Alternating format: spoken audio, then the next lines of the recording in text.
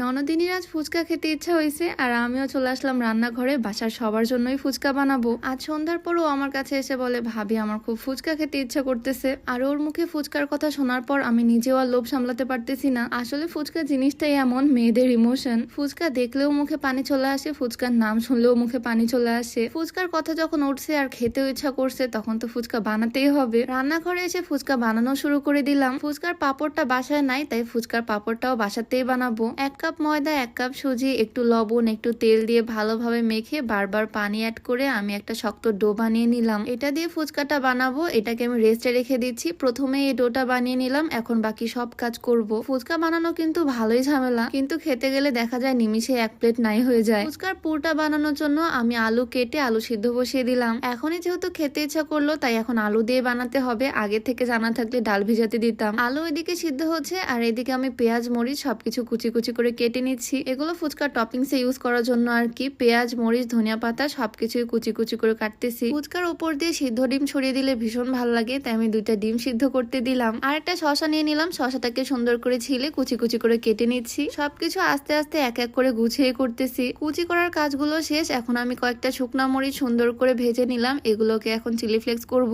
মানে একটু ব্লেন্ড করে নিব। শুকনা মরিচের ফ্লেভারটা আমার কাছে দারুণ লাগে। ভাজা শুকনা মরিচ আর লবণ ব্লেন্ড করে একদম পারফেক্ট একটা চিলি ফ্লেক্স হয়েছে। এখানে সব কাজ শেষ। এখন আমি টকটাও বানিয়ে নিচ্ছি। পুরা ফ্রিজ খুঁজে আমি এইটুকুই তেঁতুল পেলাম, কি আর করার, এটা দিয়ে করতে হবে। একটু লেবুও চেপে নিচ্ছি, অল্প একটু লবণ দিলাম, 1 চামচ চিনি, একটু এটার মধ্যে দিচ্ছি কাঁচামরিচ, একটু চিলি ফ্লেক্স। সবকিছু মিক্স করলেই টকটা রেডি। এটা দেখে তো মুখে পানি চলে আসতেছে একদম। এখানে আমি সবকিছু রেডি করে ফেলছি আর আলুগুলোও সিদ্ধ হয়ে গেছে। আলুগুলোকে এখন ভর্তা করে নিব। অনেক গরম তাই একটা গ্লাস দিয়ে করতেছি, একটু আধা ভাঙা করে নিছি। ফুচকার সাথে আলুর কম্বিনেশনটা কিন্তু বেশ ভালো যায়। আমি একটু শুকনা মরিচ, একটু কাঁচা মরিচ, লবণ, একটু ধনিয়া পাতা, পেঁয়াজ সবকিছু দিয়ে ভালোভাবে মেখে নিচ্ছি। এই ফুচকার পরে আমি তেল ইউজ করি না। নর্মাল আলু ভর্তাতে তো আমরা অনেক বেশি তেল দিই, বাট এখানে একদম তেল ছাড়া শুকনা মাখিয়ে নিলাম। যাক, ফাইনালি আমার সবকিছু রেডি। পুর, টক, টপিংস সবকিছুই রেডি। এখন জাস্ট এই ফুচকাগুলো বানাবো। অনেকক্ষণ এটা ঢাকা দিয়ে রেস্টে দিয়েছিলাম। এখন আবারও একটু ভালো করে হাত দিয়ে মধ্যে নিচ্ছি। অনেকটাই শক্ত হয়েছে, এটা একটু কষ্ট করে বেলে নিচ্ছি। বাজারে কেনা ফুচকাগুলো থাকলে শুধু ভেজে নিলেই হয়ে যেত, বাট এখন আমি ফুচকা নিজ হাতে বানাচ্ছি। এই ফুচকার টেস্ট যদিও অন্যরকম হয়, মানে অনেক ক্রিস্পি আর মজা হয় খেতে। আমি রুটিটাকে অর্ধেক করে তারপর আবারও বেলে নিলাম আর এখন কেটে নিচ্ছি। প্রথমে সসের ক্যাপ দিয়ে ট্রাই করতেছিলাম, বাট ওটা হয়নি। পরে একটা কৌটার মুখ নিলাম। এইটার শেপটা খুবই পারফেক্ট আসছে। এইভাবে আমি গোল গোল করে কেটে নিচ্ছি। আর তারপর একটা কড়াইয়ে অনেকগুলো তেল দিলাম একদম গরম করতে।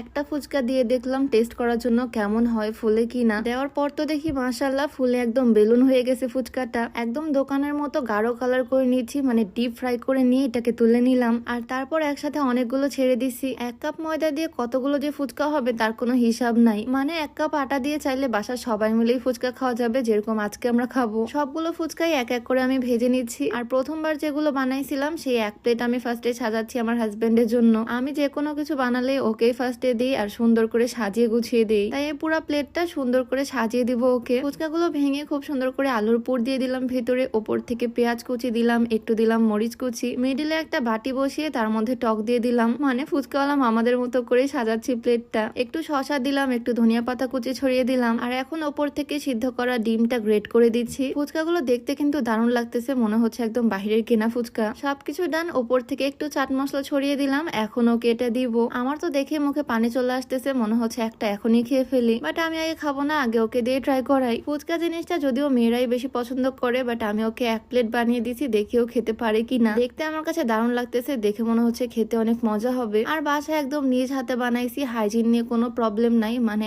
একদম হেলদি ওয়েতে বানাইছি। খাওয়ার পর ওর রিয়াকশন দেখে তো আমার পুরো মুখে পানি চলে আসছে। যদিও ফুচকা জিনিসটাও খুব একটা পছন্দ করে না, তারপরও বেশ মজা করেই খাচ্ছে। এই 1 প্লেট পুরোটাই ওর জন্য, ও খেতে থাক। আর এদিকে বাকিগুলো দিয়ে আমরা এখন পার্টি করব, আমি আর আমার ননদিনী। তো আজকে ফুচকা বানাতে বানাতে তোমাদের সাথে একটু শেয়ার করলাম। ভিডিওটা কেমন লাগলো অবশ্যই জানিও। দেখা হয়ে যাবে নতুন কোনো ভিডিওতে। সবাইকে আল্লাহ হাফেজ।